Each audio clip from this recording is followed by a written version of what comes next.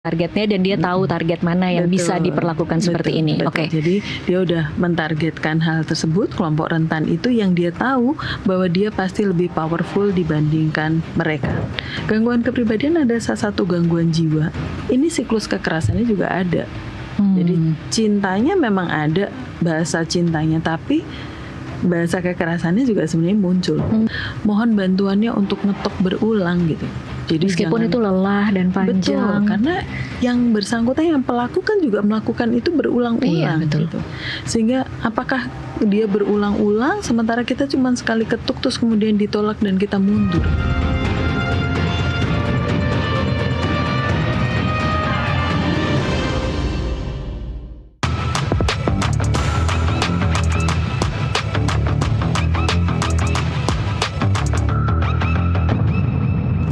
Penyekapan seorang perempuan selama 3 tahun menggemparkan publik dan meninggalkan banyak sekali tanda tanya.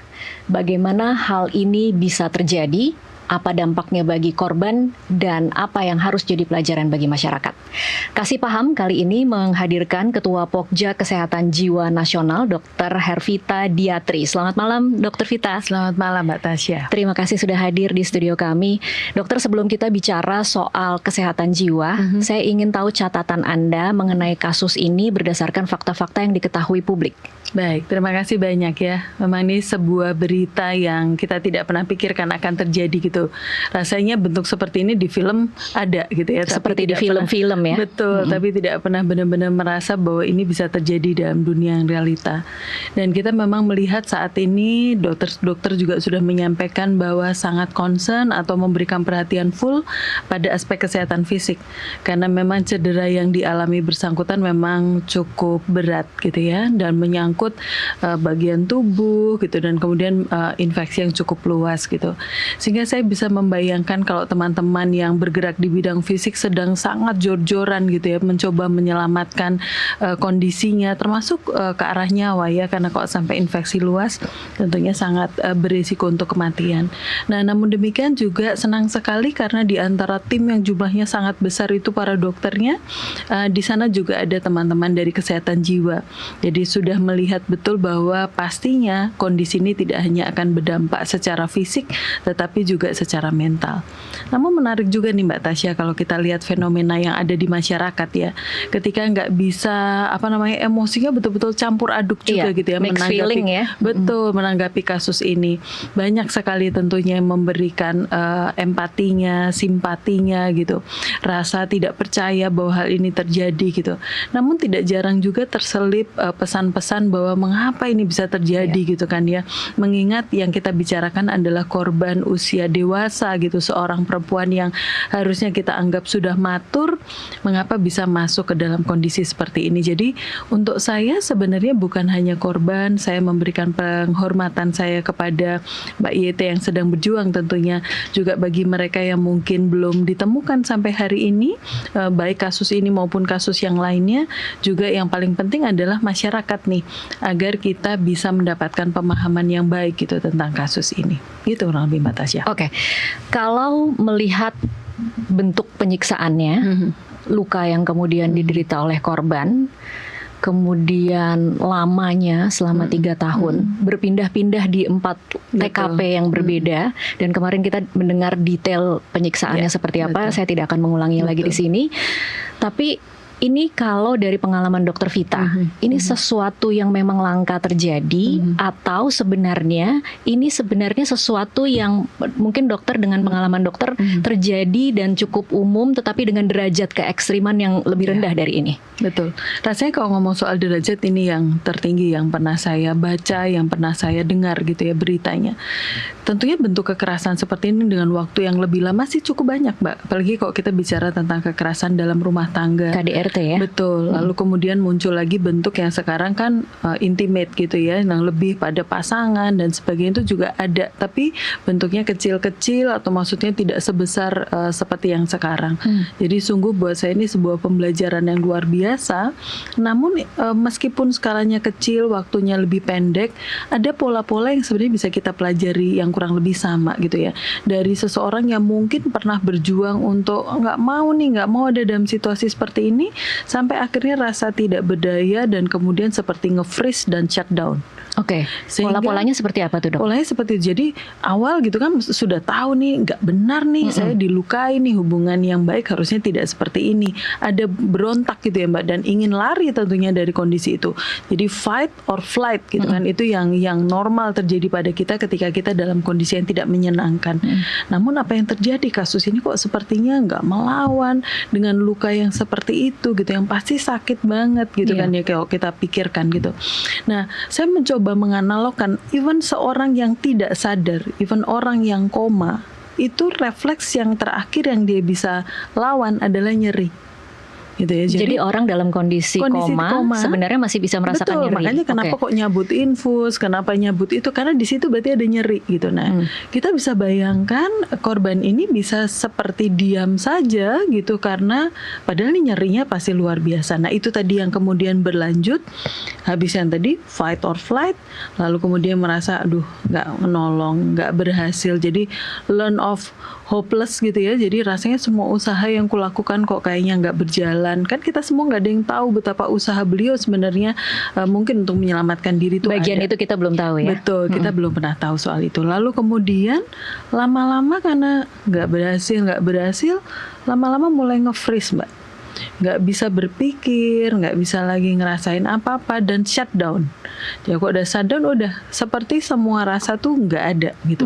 Sehingga kok persis kayak orang koma tapi sadar gitu ya. Jadi mematikan semua feeling yang ada, berpikir, merasa, termasuk secara fisik gitu, sehingga kok rasanya kuat banget gitu menghadapi kondisi yang seperti itu. Itu yang mungkin bisa menjelaskan pertanyaan publik kenapa seperti tidak berdaya selama 3 tahun. Kenapa nggak lari gitu ya Mbak. Oke.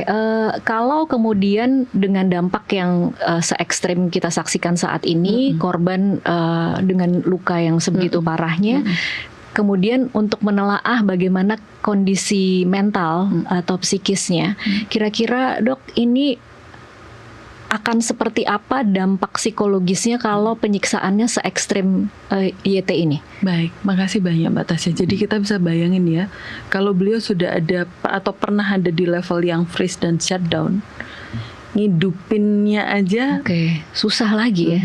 Ini semacam menghidupkan mesinnya lagi. Betul, memanaskan lagi. Terutama sebenarnya adalah trust.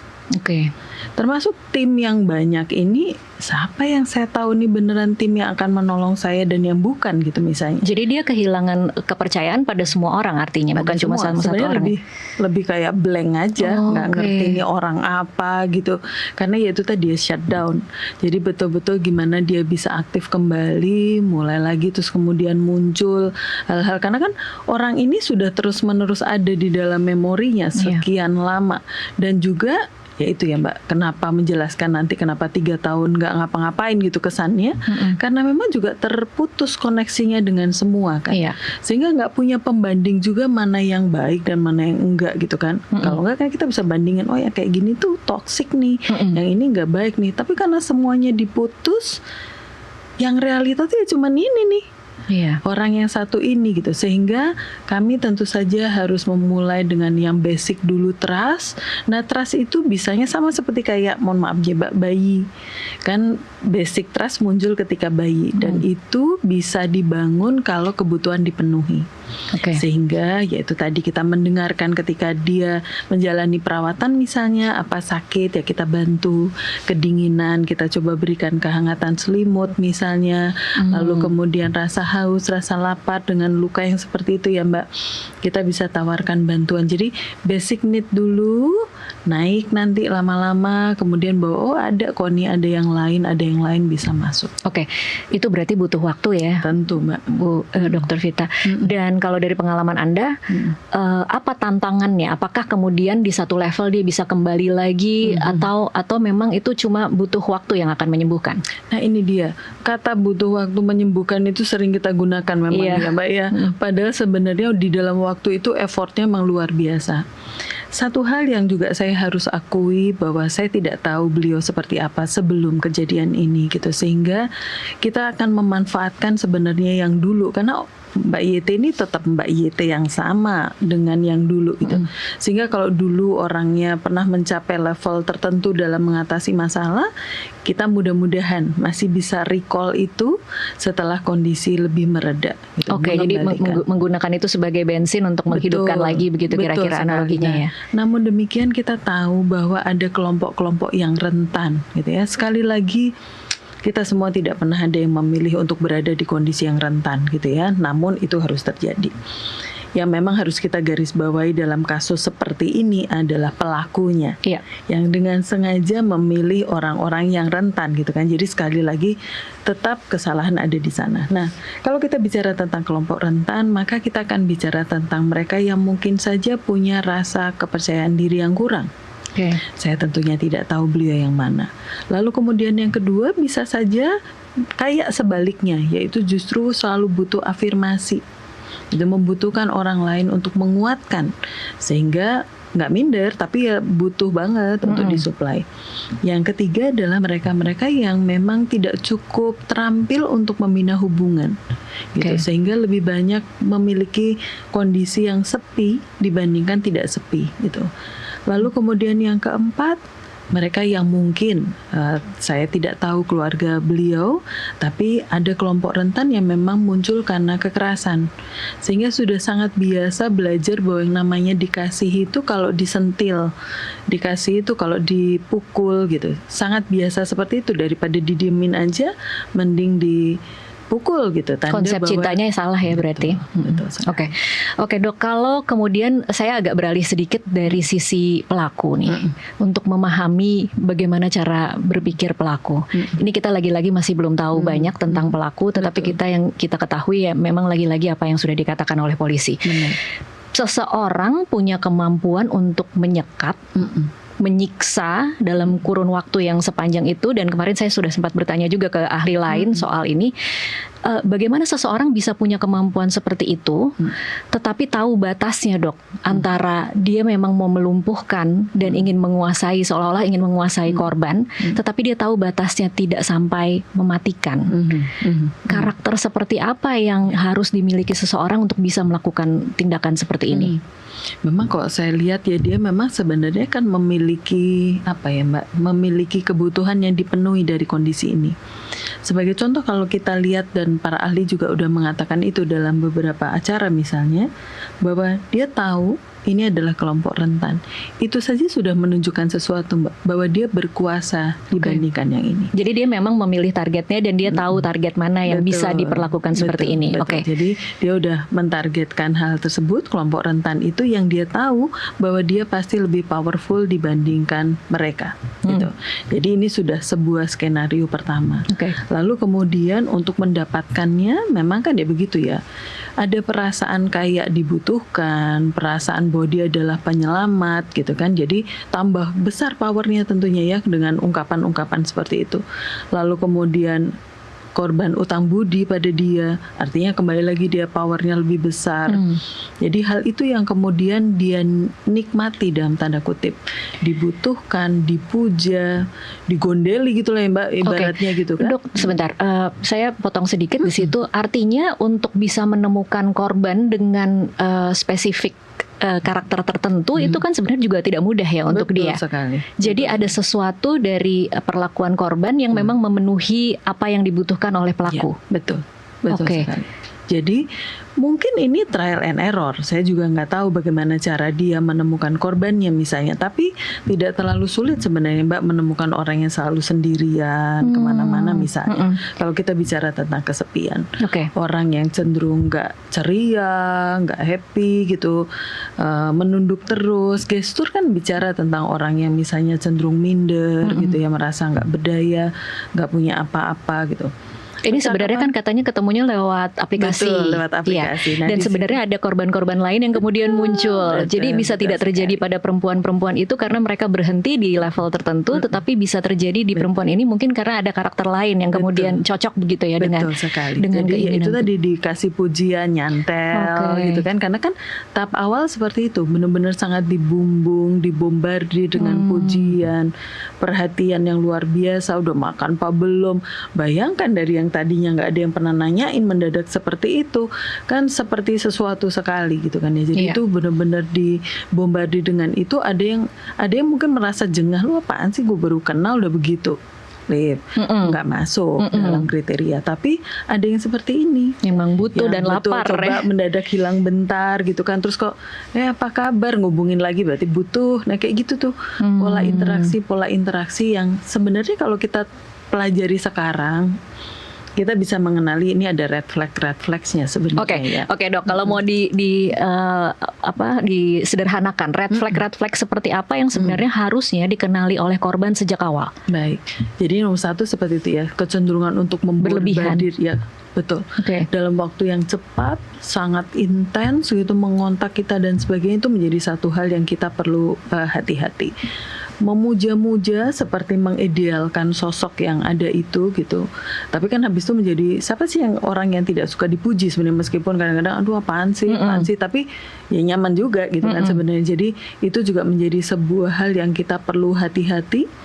Tapi di satu sisi lain dia juga menyediakan terus, memberi barang-barang yang mungkin disenangi, nanya hobi satu langsung dikembangkannya macam-macam, senang apa sih dibelikan dengan jumlah yang berlebih, sehingga langsung wah ini orang yang paling ngerti saya gitu.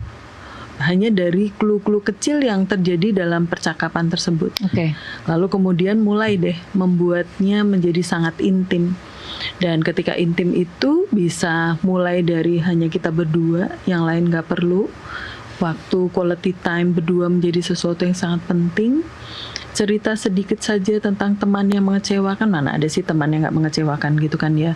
Udah yang kayak gitu akhiri, mulai satu-satu dipotong sehingga sangat ya gitu ya, kita sering dengar kali ya Mbak Tasya bahwa semenjak dia pacaran dia jadi nggak mau main sama kita lagi gitu. Nah itu tuh mulai masuk beberapa contoh yang jadi itu nggak baik, yang itu nggak baik, semua nggak baik, akhirnya hanya dia yang paling baik. Semakin itu lebih jauh sampai akhirnya melanggar batas. Dan mewajarkan itu karena sudah merasa bahwa aku kan paling ngerti kamu, aku juga kamu paling inilah buat aku, lewat batas yang kita kadang-kadang nggak pernah tahu apakah kemudian ada video, ada rekaman-rekaman yang kemudian akan digunakan someday untuk hal-hal tersebut gitu. Nah, tanpa sadar kan ya begitu mulai mengakses password, diberikanlah semua aksesnya termasuk uang, udah kamu hati-hati, saya akan jaga kamu dan sebagainya. Pokoknya untuk kamu akan melakukan apapun, udah jauh dari HP ya sudah terputus kontak. Makanya seperti yang juga kita bisa pahami kenapa kok benar-benar hilang gitu dari kontak sama keluarga. Akhirnya ya sudah, dari situ mau minta tolong kemana Mbak?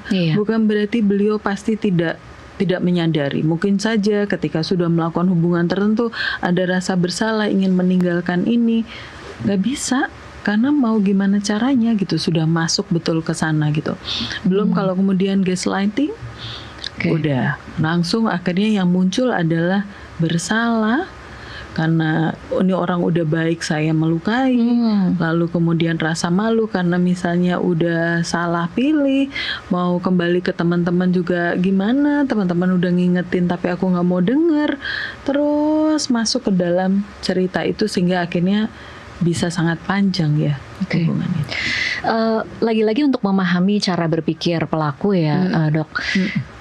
Dari sisi pelaku, apa sih sebenarnya yang diinginkan? Karena kalau di sini kan kemarin kita pikir ada motif ekonomika atau hanya sekedar seperti dokter tadi bilang memang dia senang menjadi pihak yang berkuasa, atau apa sebenarnya yang ada di dalam kepala si pelaku ini sehingga mereka butuh untuk memutus seluruh kontak dan menjadikan korban ini di bawah kekuasaan dia.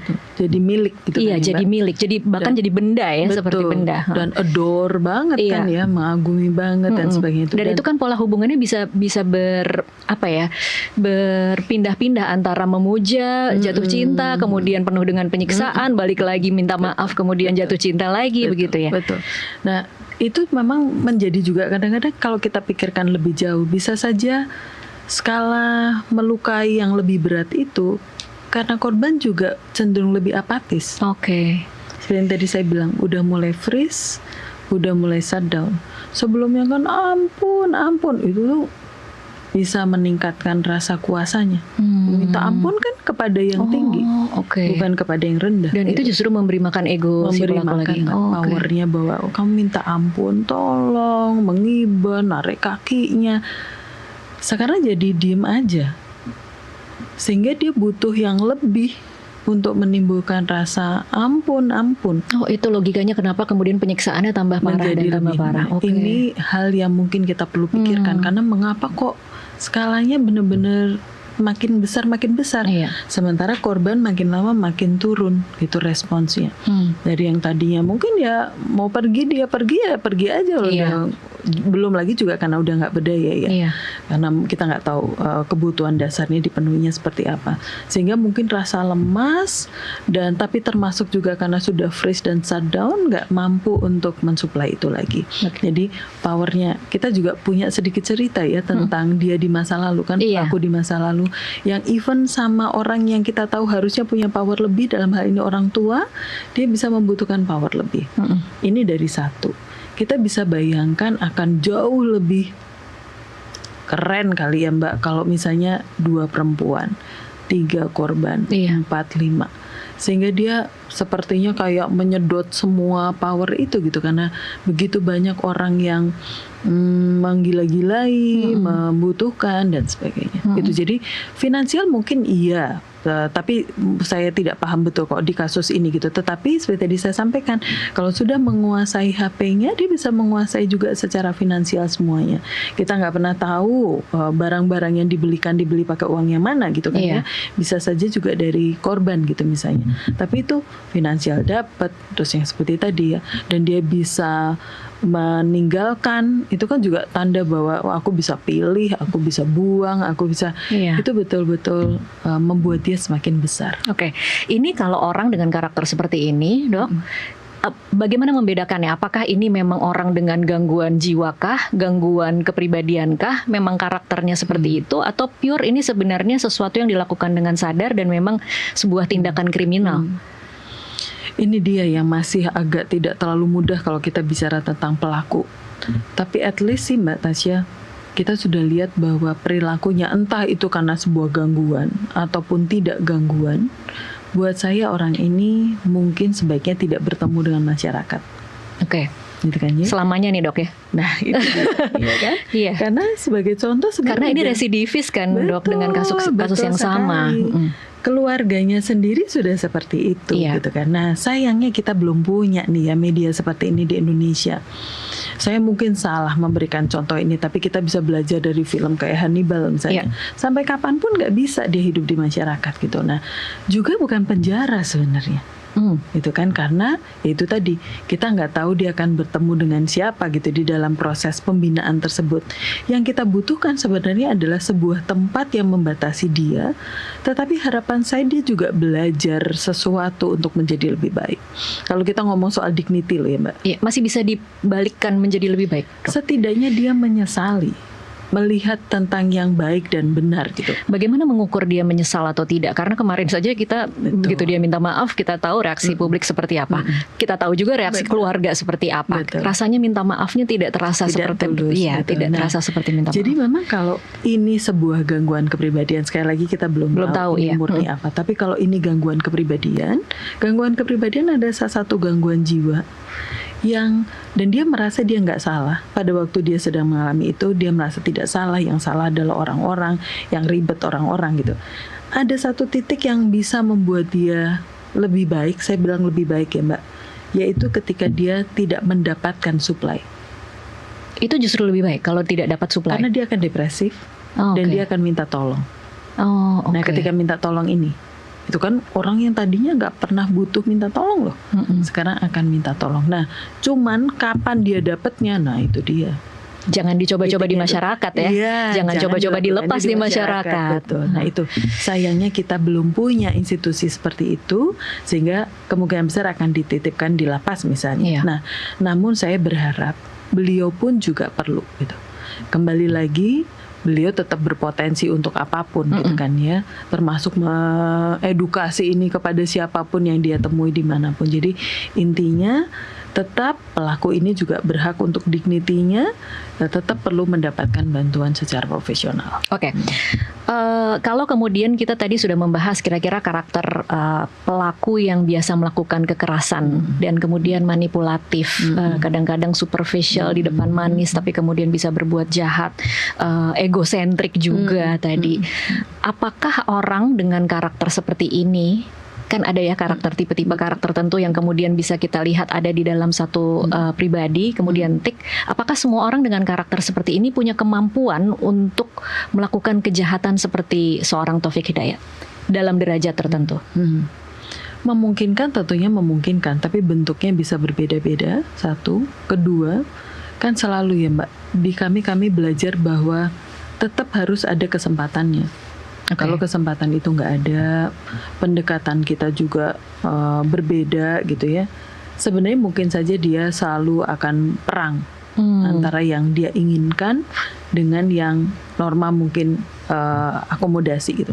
Sebagai contoh, misalnya kalau kita lebih keras, misalnya dalam hal yang boleh ngontrak di sini adalah yang pasangan sah, misalnya seperti itu. Maka itu kan salah satu contoh untuk membatasi perilaku seperti itu gitu. Nah jadi pasti tentunya tidak ada yang pernah pasti, namun dia tidak bisa sendiri. Dia butuh banyak hal yang di sekitar kita juga termasuk lingkungan untuk menjaga hal tersebut. Gitu. Jadi ada banyak elemen yang kemudian membuat itu jadi seperti saat ini atau mencegah itu terjadi sama sekali. Begitu ya. Meskipun tetap tanggung jawab ada di yang bersangkutan ya Mbak, untuk alasan apapun. Kita lingkungan mau bantu, dia mau menipu dengan cara apapun, tentunya kita juga nggak bisa. Tapi intinya sebenarnya bahwa kalau ini pasti tentu tidak, tapi pada kasus ini ya ada yang bisa kita pelajari dan ada yang bisa kita lakukan ke depan untuk menjaga supaya tidak terjadi lagi. Terakhir Dok, sebelum kita break untuk jeda sedikit, kalau dari pengakuan pelaku yang dikutip oleh Kapolda Jawa Barat Irjen Pol Rudi Setiawan itu mengatakan bahwa tersangka mengaku menyesal dan semua itu dilakukan di bawah kesadaran. Jadi dalam keadaan tidak sadar di bawah pengaruh alkohol. Bisakah sesederhana ini, saya membayangkannya ketika masuk ke pengadilan ya Dok, bisakah seseorang kemudian menyalahkan, oh saya dalam pengaruh alkohol, kemudian saya bisa berbuat sesuatu yang di luar kebiasaan saya dan kemudian bisa bebas dengan alasan seperti itu? Bisakah sesederhana itu? Tidak gitu, karena tetap saja alasan dia menggunakan alkohol adalah sebuah keputusan. Itu kan ya Mbak, dan dia tahu bahwa kalau menggunakan alkohol artinya akan ada set perilaku yang mungkin saja sangat berisiko gitu. Jadi kita kembali ke belakang. Makanya kalau saya boleh belajar dari teman-teman psikiatri forensik misalnya, selalu dilihat seperti itu ya. Apakah dia mampu untuk mengenali situasinya dengan baik. Dan kemudian yang kedua, mengambil keputusan. Dia memutuskan untuk meminum itu dengan segala risiko yang ada. Dan yang ketiga adalah dia mampu bertanggung jawab atau tidak gitu kan ya. Kalau dia sudah tahu bahwa itu akan membuat dia tidak bertanggung jawab, tapi dia tetap memutuskan itu. Dan yang lain, dia melakukan itu berulang-ulang. Gitu kan ya. Jadi artinya ini menjadi sebuah catatan juga. Keputusan salah misalnya diambil, mendapatkan dampak dari kesalahan tersebut, tapi dilakukan berulang-ulang. Oleh karenanya, buat saya sih tetap ada konsekuensi-konsekuensi yang perlu dievaluasi lebih lanjut. Untuk pertanggungjawaban. Baik, kita break dulu sejenak. Pemirsa tetaplah bersama Kasih Paham, kami kembali usai jeda.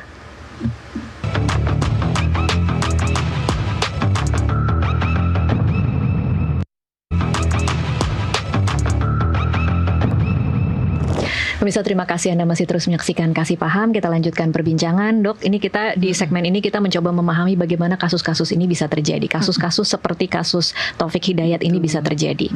Kemarin ada yang kemudian dari Kementerian Kesehatan mengatakan bahwa ini seharusnya menjadi pelajaran dan penyadaran bagi masyarakat tentang bahaya grooming dewasa. Seperti apa sebenarnya grooming dewasa, Dok? Baik, ya memang kita sering dengarnya child grooming sih, jadi rasanya dialami, tapi kan intinya kurang lebih sama. Ini masalah power, gitu. Nah, juga sama di orang dewasa juga memungkinkan sekali. Jadi memang kita perlu memahami bahwa grooming dewasa mungkin terjadi pada mereka yang cenderung rentan gitu, yang membutuhkan sesuatu. Dan yang menjadi target memang juga adalah kelompok rentan, sama kayak anak-anak. Nah, ini orang dewasa yang rentan. Dan selalu sama juga sebenarnya, mirip karakteristiknya, mulai dibangun dengan rasa percaya. Gitu. Jadi dibuat percaya, dibuat merasa spesial dan istimewa, mirip, tapi ini pada dewasa gitu. Lalu kemudian sudah dipenuhi kebutuhannya, berlanjut ke utang budi gitu. Mulai habis itu merasa bahwa ini sudah memenuhi semuanya, jadi nggak perlu yang lain. Akhirnya mengisolasi, nggak mau ketemu sama yang lain. Udah deh. Habis itu mulai masuk ke semuanya. Tetap juga ada kontrol, misalnya ini hanya antar kita, ini rahasia kita saja. Apalagi di sampingnya kan ada itu, aku yang paling tahu kamu, jadi udah ini hanya saya yang tahu. Apalagi kalau kemudian mohon maaf sampai ke hubungan dewasa gitu, lalu kemudian udah nggak usah takut, cuman saya yang tahu, kamu nggak akan dilakukan apa-apa. Tapi di sisi lain direkam, dibuat rasa malu gitu kan. Misalnya dikatakan bahwa waktu kita melakukan kamu begini-begini. Percakapan-percakapan yang membuat kita bisa merasa malu gitu, sampai ancaman-ancaman untuk menyebarkan gitu. Oke. Kalau dari sisi korban, bagaimana kemudian kita bisa belajar agar tidak menjadi korban? Apa sebenarnya yang ditarget? Orang-orang seperti apa yang kemudian ditarget oleh predator-predator ini menjadi mangsa empuk lah ya, kira-kira karakternya tuh seperti apa, Dok, biasanya? Jadi memang yang dicari adalah sosok yang memang kelihatan rapuh gitu, kesepian, lalu kemudian pemalu gitu. Itu sosok-sosok yang dirasa gitu ya. Mungkin lebih mudah gitu untuk masuk, cenderung ragu-ragu, mudah menangis gitu. Dan itu bisa kita temukan dimanapun kan, Mbak. Di taman-taman ada yang sendirian sedang menangis, bahkan di rumah ibadah. Datang menangis gitu, tiap kali datang kok ya menangis. Terlihat gitu, kerapuhan tuh menjadi sesuatu yang bisa saja publik, tapi bukan berarti ya. Saya yakin bahwa teman-teman ketika keluar dan kemudian nggak bisa memfilter kerapuhannya, bisa saja sebenarnya punya wishes untuk ada orang yang menemukan untuk membantu. Bukan kelompok yang ini sebenarnya gitu kan ya. Namun sayangnya ada juga ternyata yang bisa seperti itu. Oleh karenanya ketika seseorang menyadari bahwa saya membutuhkan bantuan, mencoba mengontak lembaga-lembaga bantuan, termasuk kalau kita ngomong soal tempat kerja ya Mbak, ada teman yang cenderung pemalu, yang diem aja, makan siang cenderung sendiri. Berani nggak ya saya sebagai teman kerjanya untuk mengajak gitu, sehingga dia nggak perlu tampil selalu sendiri, kelihatan rapuh dan sebagainya, sehingga nggak akan menjadi target gitu untuk hal tersebut. Pun kalau misalnya kadung gitu ya, berhubungan dengan kondisi seperti itu, kita perlu hati-hati pada orang yang cenderung banyak memuji. Apalagi kalau kita tahu bahwa aku kok kayaknya nggak gitu, tapi dia kok ngomongnya gede banget gitu. Cenderung pasti akan sangat membombardir, memberikan banyak hadiah dan sebagainya. Mohon untuk dipikirkan untuk harus hati-hati dengan hal tersebut. Bukan berarti semua orang tidak baik gitu, tetapi kita perlu hati-hati. Karena kecenderungannya memang seperti itu, akan sangat intens sekali. Makanya namanya love bombing gitu, karena memang betul-betul dihujani dengan begitu macam. Tapi kemudian tidak terlalu lama, karena sudah intens tadi, mulai tuh geser ke controlling atau coercive control. Dalam hal ini memaksa. Yang tadinya memberi aja, tapi lama-lama mulai udah ada ancaman, ada paksaan nih gitu saya. Kenapa sih nggak bisa sediakan waktu untuk saya gitu, misalnya hal-hal kuncinya seperti itu. Terus kok nggak nelpon sih, kok nggak ini, mulai tuh masuk gitu. Jadi kayak ada fase honeymoon, tapi habis itu bergeser dengan perasaan paksa tadi. Nah sayangnya mungkin udah banyak cerita yang disampaikan yang mungkin dia bisa gunakan, atau kamu udah terima barang-barang yang ku kasih loh, dan itu harganya nggak murah loh gitu. Dia utang budi mulai diungkit sehingga masuk, tapi padahal sebenarnya sudah ada alarm. Kenapa kok tahu-tahu mulai memaksa? Yang berikutnya adalah mulai membatasi. dengan kontak kepada siapapun, itu juga mudah-mudahan bisa menjadi alarm. Tapi memang menjadi sulit ketika saya adalah orang dewasa yang kesepian. Diputuskan sama siapa-siapa ya nggak kenapa-napa gitu kan ya. Malah sekarang saya jadi punya orang yang selalu ada buat saya gitu, sehingga akan jadi masuk. Oleh karenanya yaitu tadi yang saya sampaikan, bahwa kita pun berkepentingan gitu ya untuk melihat sekitar kita seperti apa, karena predator ini membidik orang-orang seperti itu. Oke, ketika alarm-alarm itu muncul ya dok, kan mungkin ketika orang baru memulai suatu hubungan, kemudian menikmati masa honeymoon tadi kata dokter, tapi kemudian terus masuk mulai ada kontrol, coercive kontrol, terus ada sesuatu yang tidak nyaman. Kalau ini cikal bakal pelaku misalnya, bisakah dia beradaptasi, misalnya yang mau dikontrol tidak mau, menolak untuk dikontrol? Apakah seseorang yang sebenarnya predator itu kemudian bisa beradaptasi dengan tidak memaksakan, tetapi kemudian memperpanjang proses tarik ulurnya? Betul Mbak Tasya.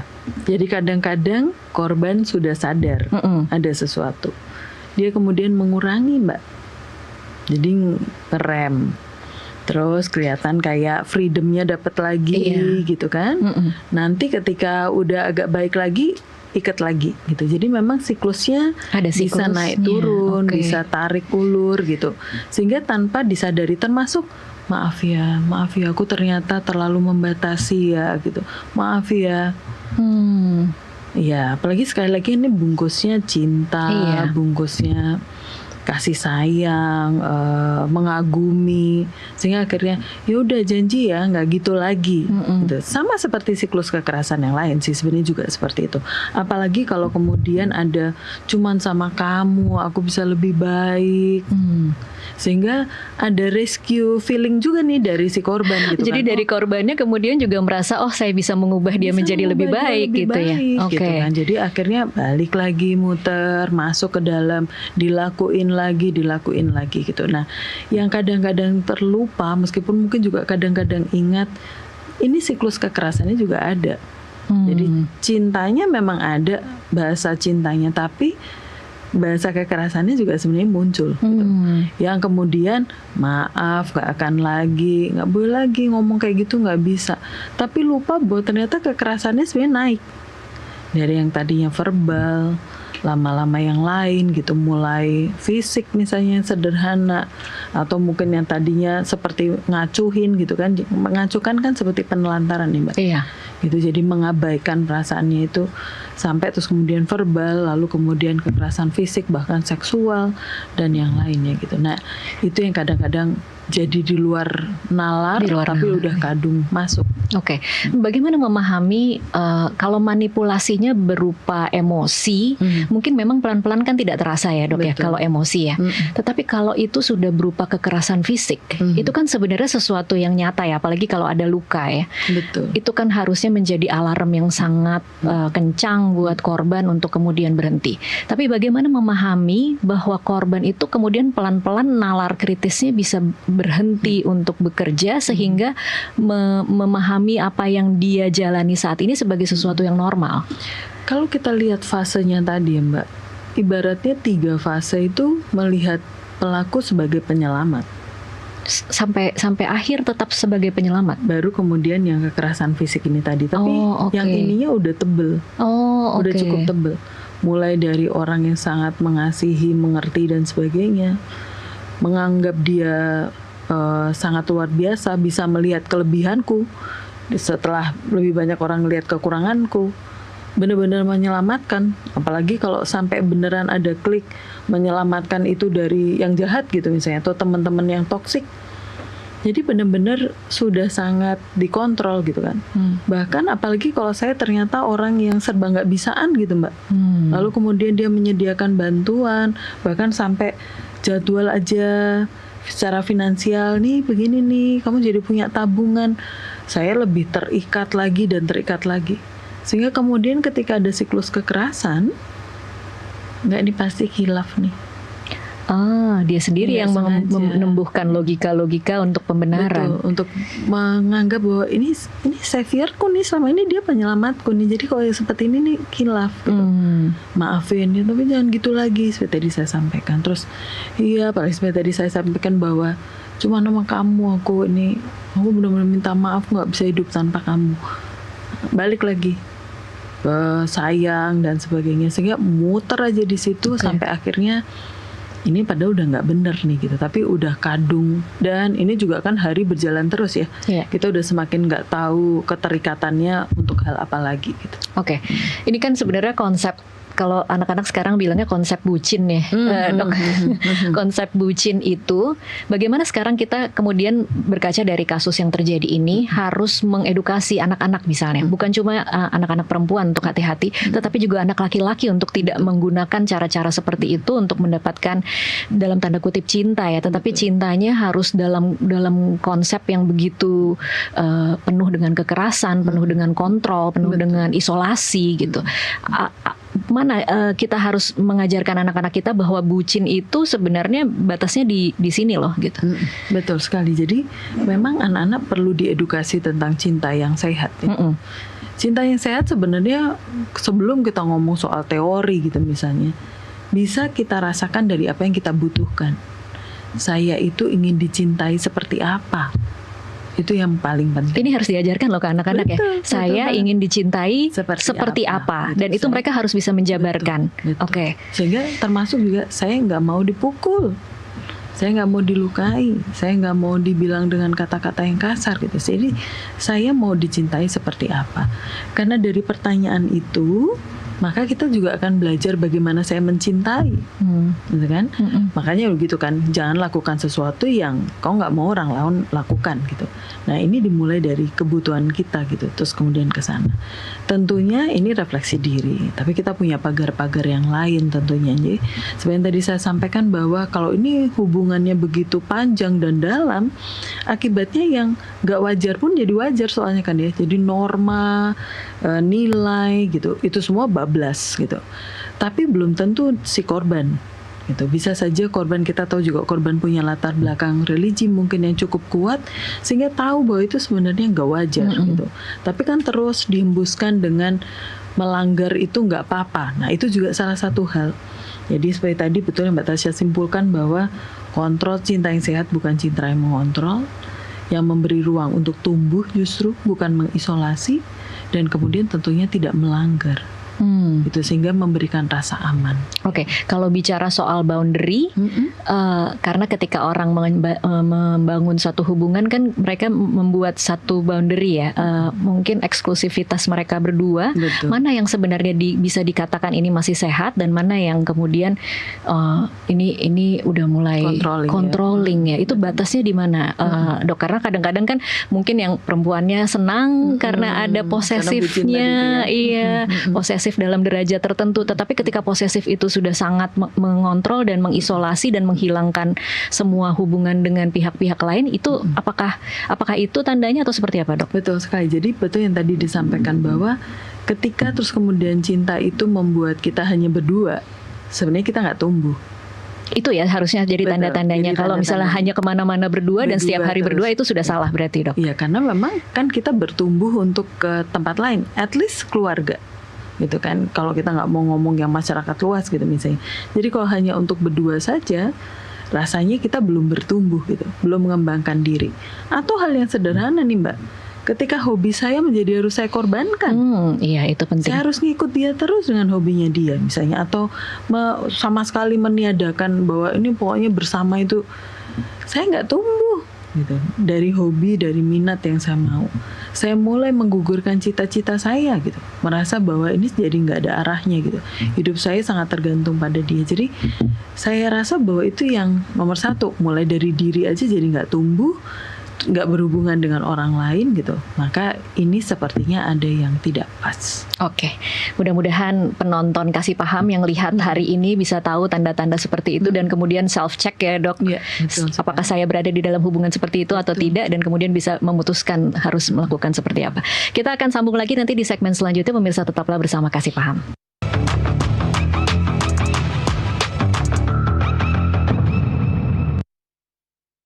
Akhiri hari Anda dengan peristiwa yang tersaji di Pemirsa, terima kasih Anda masih terus menyaksikan Kasih Paham. Ini adalah segmen terakhir Dr. Vita. Ini mungkin adalah segmen untuk pelajaran bagi kita. Kalau kita atau penonton yang menyaksikan Kasih Paham saat ini punya kerabat, teman, saudara yang mereka rasa jangan-jangan saat ini sebenarnya mereka jadi korban kasus yang mungkin mirip seperti yang dialami oleh YT ini. Apa yang atau bagaimana cara mereka menyelamatkan ketika korbannya kadang-kadang kan suka menolak untuk ditolong ya? Betul banget, betul banget. Karena memang hubungan itu area privat, Mbak Tasya, sehingga nggak semua orang bisa atau boleh masuk. Apalagi kalau kita ngomong, sering kita mendengarkan ya, jangan ikut campur urusan orang gitu kan ya. Terus nggak boleh ngembarin aib dan sebagainya, sehingga nggak boleh untuk bercerita. Oleh karenanya yang mampu untuk masuk dan mendobrak pintu tersebut adalah orang-orang terdekat. Karena seperti tadi ini area privat. Bisa saja bahwa kita mungkin mendapatkan penolakan, tapi kalau kita melihat bahwa intensinya ini kayaknya beneran nih gitu, mohon bantuannya untuk ngetok berulang gitu. Jadi meskipun itu lelah dan panjang. Betul, karena yang bersangkutan, yang pelaku kan juga melakukan itu berulang-ulang gitu. Sehingga apakah dia berulang-ulang sementara kita cuma sekali ketuk terus kemudian ditolak dan kita mundur gitu. Yang jelas kita sadari tadi bahwa yang dirusak pertama adalah trust. Oleh karenanya ngetok pintu nih orang udah gue cuekin, udah gue judesin, masih datang terus. Berarti dia nggak main-main gitu. Ada unsur bahwa ini beneran mau menolong. Pun kalau menolong, yang kita tolong adalah pemenuhan kebutuhannya dulu, bukan cerita. Jadi nggak, ayo dong cerita. Itu malah membuat ini ada apa sih gitu. Lebih kita duduk bersama. Kok kelihatannya lebih kurus, kok sekarang lebih murung, mata pandanya tambah hitam misalnya gitu. Ada yang bisa aku bantu gitu. Jadi bukan ceritain dong. Kalau ceritain dong tuh kebutuhan saya kan berarti ya. Gitu iya, kan, betul. Ya. Tapi kalau apa yang saya bisa bantu tuh kebutuhan dia kita letakkan lebih tinggi gitu, sehingga yuk saya bantu. Kalau mereka bilang nggak butuh apa-apa, nggak apa-apa, nggak butuh apa-apa juga nggak apa-apa. Ya udah aku di sini. Kalau ada apa-apa kamu mau cerita boleh. Karena kan belum tentu dia mengetahui apa yang dibutuhkan. Cuman misalnya kalau kita lihat seperti tadi tuh ya, kita lihat bahwa kurus nih tambah kurus, udah makan apa belum gitu. Suara juga perut kan kita bisa denger gitu kan ya. Aku lapar nih, yuk makan yuk gitu. Misalnya seperti itu. Jadi apa yang kita lihat, pakaian yang ini mau aku beliin pakaian yang baru atau apa mungkin. Jadi benar-benar look and listen gitu. Itu yang kita harapkan. Kita lihat dia, kita dengar. Kalau misalnya tadi Mbak Tasya bilang nggak mau ngomong, ya berarti looknya harus lebih jauh gitu. Kalau kamu belum mau cerita sama aku, kamu kira-kira mau ditemenin sama siapa gitu. Jadi kita menawarkan bantuan gitu.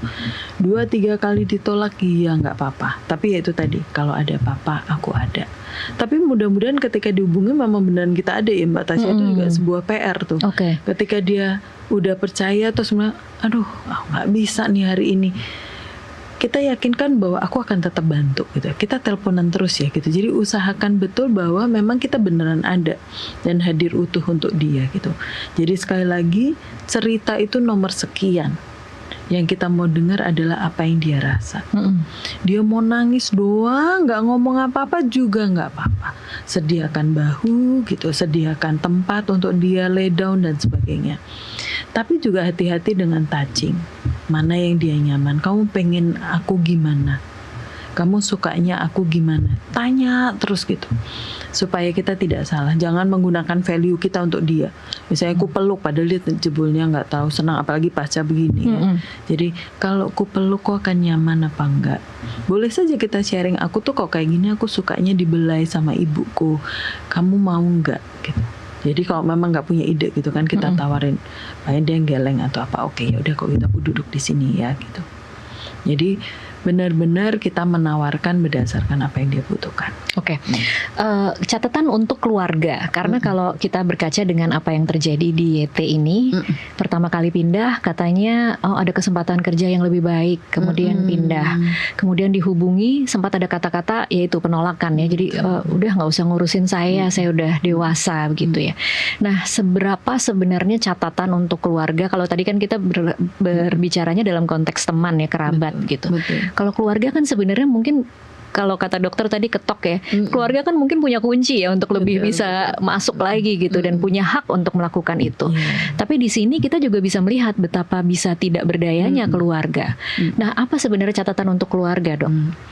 Kita memang nggak tahu. Saya pribadi tidak punya data cukup hubungan antara Mbak YT dengan keluarganya tentunya. Nah, kalau keluarga, saya berharap juga rasanya sah-sah aja ya Mbak Tasya kalau kita nggak dekat sama semua orang dalam keluarga gitu. Betul.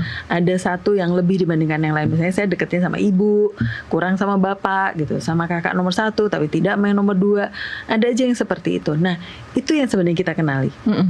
Keluarga yang mana? Bisa saja kadang-kadang budenya, pakdenya atau uaknya atau tantenya. Yang itu tuh yang kita kenali. Kepada siapa sih selama ini Mbak YT itu bisa open? Belum tentu keluarga inti juga, belum tentu mama dan papa juga. Kita cari orang itu gitu. Jadi orang itulah yang kemudian akan mengetuk pertama kali gitu. Karena lebih memudahkan kan ya, trust itu pernah gitu. Tinggal dia akan recall meskipun saat ini dia belum percaya pada siapapun gitu. Nah, kita pun nggak tahu apa yang dihembuskan gitu ya, soal saya udah dewasa dan sebagainya, itu bisa macam-macam gitu ya, isu finansial bisa digembuskan dan sebagainya, sehingga memang kita harus tampil bahwa kita nggak butuh apa-apa. Kita kontak ini bukan butuh cerita, bukan butuh apa, tapi lebih saya nggak butuh apa-apa. Kebutuhan saya adalah melihatmu baik-baik aja. Gitu. Nah, itu tuh yang kita rasakan. Saya yakin bahwa dalam kondisi apapun, even mohon maaf gitu ya, pus ataupun binatang yang lain juga tahu kapan kita tulus, kapan kita enggak gitu kan ya. Nah, apalagi manusia pasti juga tahu itu gitu, bahwa ini tulus, ini mau membantu dan yang lainnya. Kalau dari sisi pelaku, kalau kita punya teman yang kita curigai pelaku, ini lebih susah loh Dok. Betul banget. Iya kan? Kalau kayaknya kalau kita mau nasehatin, jangan-jangan nanti malah men-trigger dia keluar monsternya gitu. Tapi kita tahu nih kayaknya ini adalah orang dengan karakter yang sangat salah misalnya. Apa yang bisa dilakukan Dok? Ada beberapa pemahaman basic nih Mbak, bahwa kalau saya memberitahu malah men-trigger, sehingga saya khawatir lebih baik saya nggak usah ngasih tahu. Pada akhirnya itu kayak mitos. Karena dia sudah punya pathway-nya sendiri. Dikasih tahu nggak dikasih tahu, dia akan jalankan itu gitu. Tapi saya setuju dengan Mbak Tasya. Nomor 1 memang kita sapa dulu gitu. Nggak bisa nih, padahal kita orang terdekatnya. Dan kita sampaikan bahwa kita mengungkapkan ini untuk menjaga dia loh. Bukan menjaga yang masyarakat. Menjaga dia nih dari konsekuensi perilakunya. Itu sebenarnya baunya kan bungkusannya juga kasih sayang gitu sebenarnya pada dia gitu. Tapi nggak bisa gitu. Memang ya harus naik ke siapa orang-orang yang didengar. Balik lagi nih Mbak, belum tentu bapak dan ibu kalau kita lihat ceritanya, bisa saja orang-orang tertentu. Meskipun pada akhirnya saya juga bisa gitu mengatakan bahwa dia nggak akan mau dengar siapapun kecuali dirinya, sebenarnya seperti itu. Maka ya sudah, bantuan kita memang naik ke atas. Dalam hal ini pembatasan. Oke.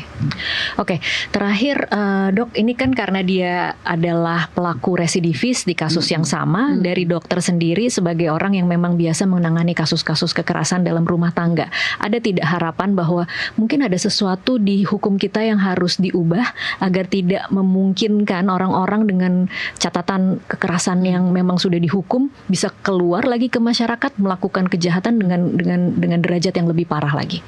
Ya, buat saya kalau dari sisi user nih ya, dari regulasi yang ada gitu ya Mbak Tasya, saya ingin juga memahami tentang apa yang kita lakukan pada mereka ya, apalagi ini kan kasus yang sama.